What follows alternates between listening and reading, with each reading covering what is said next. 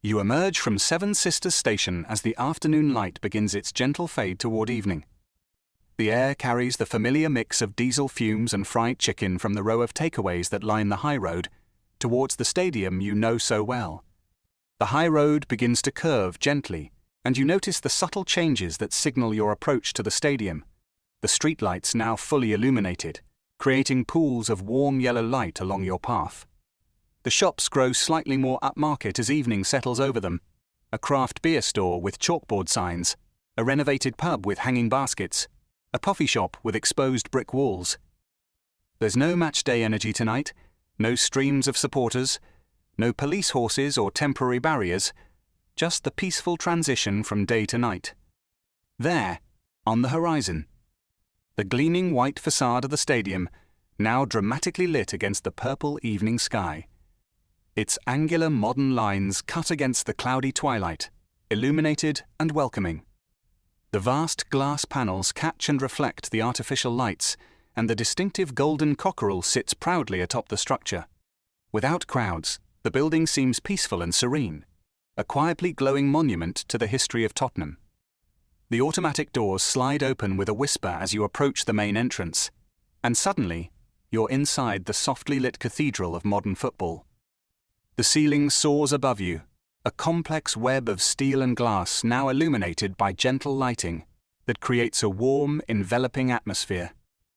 Your footsteps echo softly here, muffled and peaceful against the polished concrete floors that gleam under the subdued evening illumination. You follow the signs toward the stadium's door, passing walls lined with black and white photographs that seem to glow softly under their dedicated lighting. Iconic moments frozen in time, legendary players mid-celebration, fans with arms raised toward grey London skies. There is Ginola, Sheringham, Kane. A bust of Bill Mick seems to watch you quietly as you walk, decades of history compressed into these gently lit corridors, each photograph a peaceful window into the past. The store opens up before you like a quiet treasure trove, filled with every conceivable shade of navy and white, all softly illuminated under warm retail lighting. Shirts hang in neat, orderly rows organized by season and style. The classic home kit with its clean lines, the away strips in yellow, blue and purple. Scarves cascade from displays like fabric waterfalls, their fringed edges catching the store's gentle lighting in a soothing display. You run your fingers slowly along a rack of training jackets, the synthetic material smooth and comfortable under your touch. Nearby, a wall of footballs sits signed and sealed in display cases, some clearly match-worn, the leather softly scuffed and marked with history, others pristine as museum pieces behind glass. Children's kits hang at eye level, impossibly small versions of the shirts worn by giants, alongside mugs and keychains and phone cases. The store hums with quiet efficiency. A family with young children debating between two different scarves, an elderly man examining a retro shirt with the careful attention of someone reliving memories. You join the small group gathered near the front desk for an evening tour. It's a quiet mix of tourists clutching cameras and local supporters who've somehow never done this before. Your guide appears a cheerful woman in her 50s, wearing the navy blue polo shirt. With a soft North London accent, she announces, "It's time to start with a bit of history," her voice calm and soothing in the peaceful evening atmosphere. She leads you slowly through corridors lined with interactive displays, each one a quiet portal into the club's past. Founded in 1882, she explains in measured tones, gesturing toward a sepia photograph of young men in dark jerseys by a group of schoolboys. They called themselves Hotspur Football Club, after Harry Hotspur. Her words drift peacefully through the softly lit corridors as darkness deepens outside. You pause before a case containing the club's first FA Cup, won in 1901. The first club in the 20th century to win the FA Cup, the guide continues with quiet pride, and still the only non-league team ever to do it. They beat Sheffield United 3-1 in a replay. The trophy gleams softly under museum lighting, looking peaceful and timeless compared to the grand narratives it represents. The corridor opens into a wider space, dedicated to the glory of 1961. The displays warmly lit as evening settles completely outside. Black and white photographs show lean men in simple white shirts, their hair slicked, their boots leather and substantial. The double, your guide says quietly and reverently. First team in the 20th century to win both the League Championship and FA Cup in the same season. You examine the faces slowly and peacefully. Danny Blanchflower, the elegant captain from Northern Ireland, Dave Mackay, the Scottish hard man with determined eyes, Jimmy Greaves, barely 20. The guide points to each player with gentle movements, sharing statistics and stories with the calm fluency of someone who's told this tale 1,000 times, but still finds peace in its magic. She is Tottenham, through and through. Moving deeper into the stadium's quiet depths, you pass the changing rooms where modern players prepare for battle, the corridors now softly lit for the evening. The guide explains in soothing tones how the old White Hart Lane, opened in 1899, was demolished, brick by brick, to make way for this peaceful colossus. Capacity of 62,850, she notes quietly, built on the exact same spot. They even saved some of the bricks from the old stadium and incorporated them into the new one. She leads you slowly into the first team dressing room. In the evening, the room is spacious and serene, with each shirt hanging on the wall, waiting patiently for its next match. As you move closer, you notice something: each player has their own personal iPhone charging station, sleek wireless pads that glow softly in the evening light. You notice Christian Romero's charging station sitting quietly unused, and with a gentle smile, you place your phone on the wireless pad for a moment, borrowing just a few moments of electricity. You're sure he wouldn't mind. The guide points toward the visitors' dressing room down the hall, explaining softly how much more basic it is compared to this sanctuary. Everything here is designed for comfort and calm preparation, while the away team gets functional but far less luxurious facilities. Moving through the player areas, you discover the shower area, centered around a stylish plunge pool that gleams under the soft lighting.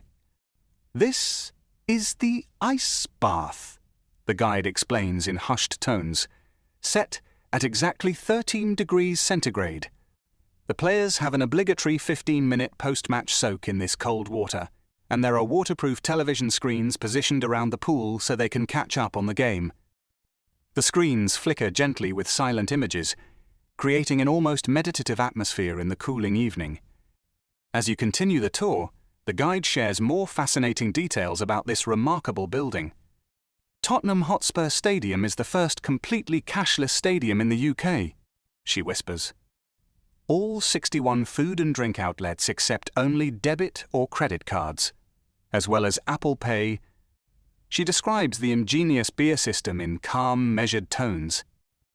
The stadium has developed the speediest pouring system that allows bar staff to fill a pint glass with beer in just 7 seconds, which means an incredible 10,000 pints per minute are poured. Each recyclable plastic glass has a hole in the bottom sealed by a magnet. When placed on the beer dispenser, the magnet is forced upward, allowing beer to be pumped through the hole. When full and lifted off, the magnet snaps back to seal the hole. Genius. You emerge onto the pitch-side concourse, and suddenly you're looking up at the vast bowl of seating that rises in every direction, now gently illuminated by the stadium's evening lighting system. The massive LED displays catch your eye, glowing softly in the darkness. These are the largest LED displays in any stadium in Western Europe, the guide explains. The two displays on the south stand are each 29.2 meters wide and 10.97 meters deep, making each one 320 square meters. The four displays combined measure more than 1,000 square meters, more than all the other digital displays in stadiums in the rest of London put together. But this is more than just a football stadium, she continues as you walk slowly along the concourse.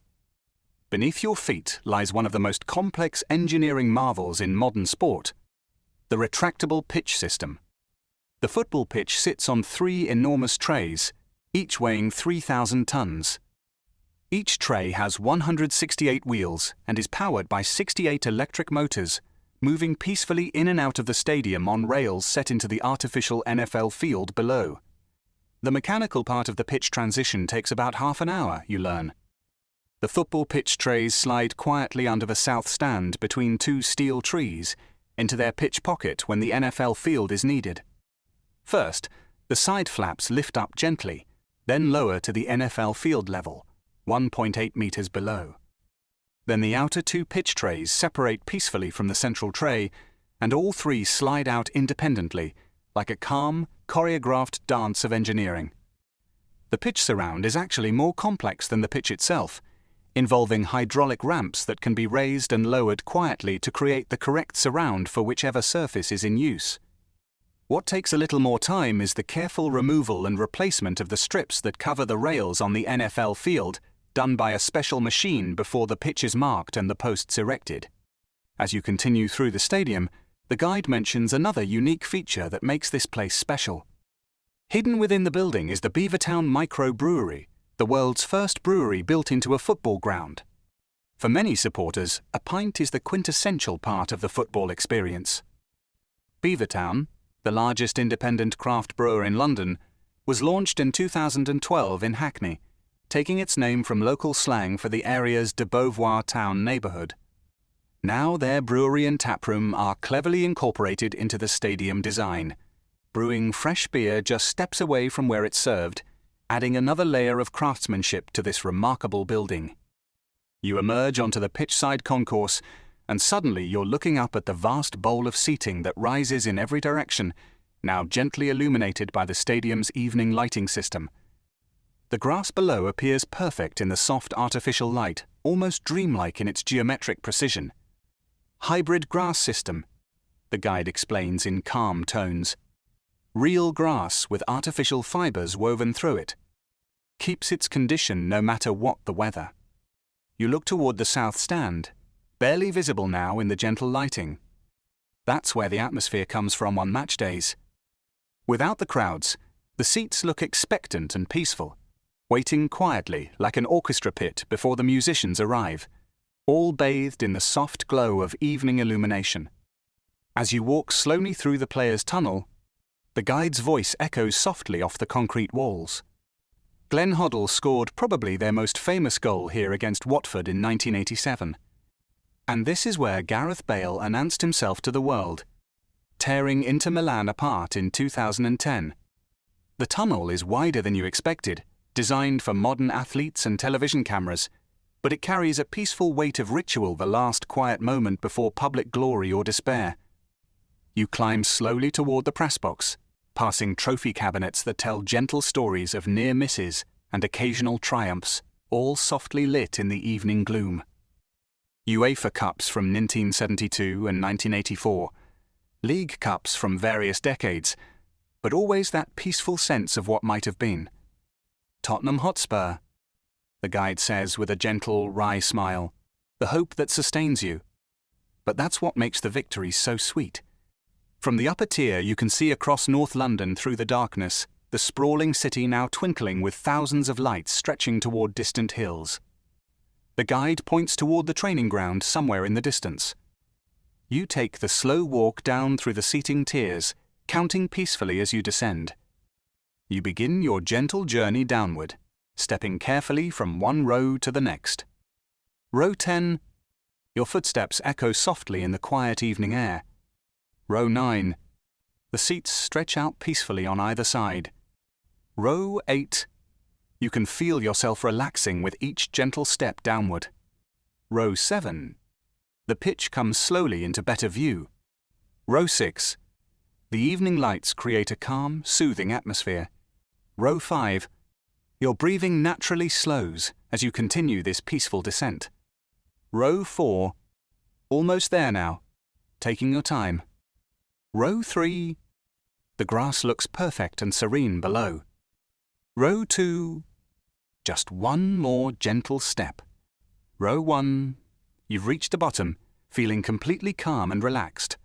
As the tour winds peacefully toward its end, you pass through corridors lined with shirts from every era, all gently illuminated the simple elegance of the 1960s, the bold patterns of the 80s, the technical easel. fabrics of today. Each one represents quiet seasons of hope, matches of heartbreak, moments when grown adults cried with joy or despair, all now peaceful memories preserved under soft lighting. The final stop is the boardroom, where decisions that shape the club's future are made over polished mahogany tables that gleam softly in the evening light. Through the windows, you can see the cockerel perched atop the stadium, wings spread, gently illuminated against the dark London sky. "To dare is to do," the guide says quietly, pointing to the Latin motto beneath the cockerel. That's what it means to be Spurs, always believing that this time might be different. This season might be the one. But the guide isn't finished yet. With a quiet, conspiratorial smile, she asks who wants to walk on the hallowed turf. The group perks up. This is what everyone's been waiting for. You follow her slowly down a pristine white corridor, past photographs of muddy boots and grass-stained knees, toward the tunnel that leads to the pitch itself, the artificial lighting creating a calm, welcoming path. Through the darkness outside. The moment you step through the tunnel mouth, the scale hits you like a gentle wave. The stadium bowl rises around you in perfect symmetry, all those seats climbing toward a rectangle of dark night sky, all softly illuminated by the stadium's lighting system. But it's the grass that draws your eye first, a carpet so immaculate it barely looks real. Each blade seems individually placed, the surface striped in alternating shades of green where the groundskeeper's mowers have created their weekly masterpiece, now glowing softly. Hybrid grass system, the guide explains, as you take your first tentative steps onto the pitch. Real grass, with 20 million artificial fibres woven through it, each one about 20 centimetres long. Cost about £1 million just for the surface you're standing on. The grass springs back under your feet with a resilience that speaks of gentle precision engineering firm enough for elite athletes, soft enough to cushion their falls. You kneel down slowly and run your fingers through the surface. It's impossibly soft. The guide notices your peaceful fascination. Takes a team of 12 full-time groundskeepers to maintain this, she says quietly. Every blade measured, every nutrient calculated. During the season, they'll repaint the lines twice a week. Standing at the center circle, you try to imagine peacefully the moments that have already unfolded here, despite the stadium's relative youth. The guide obliges your quiet curiosity. First goal scored here was by Sonny, she says softly, pointing toward the goal where the south stand rises like a gently illuminated wall of expectation. September 2019, against Crystal Palace. But the real magic happened a few months later, the Champions League knockout rounds. She walks slowly toward the penalty area, gesturing calmly as she speaks. Manchester City, April 2019, in the old stadium's final season. But the drama of that night lives on here in spirit. Down 1-0, then 3-2 ahead, then VAR ruled out their winner in the 93rd minute. Grown men crying in the stands, players collapsing with exhaustion and emotion. That's Tottenham for you. We don't do things the easy way. The statistics of the building itself are equally impressive, she explains as you walk slowly toward the touchline under the soft stadium lighting. Took 3 years to build, opened in April 2019. Cost £1.2 billion, making it one of the most expensive stadiums ever constructed. They moved 3.5 million cubic meters of earth, used 35,000 tons of steel, and installed 65,000 square meters of glass. You look up slowly at the towering stands, trying to comprehend those numbers in the gentle evening light.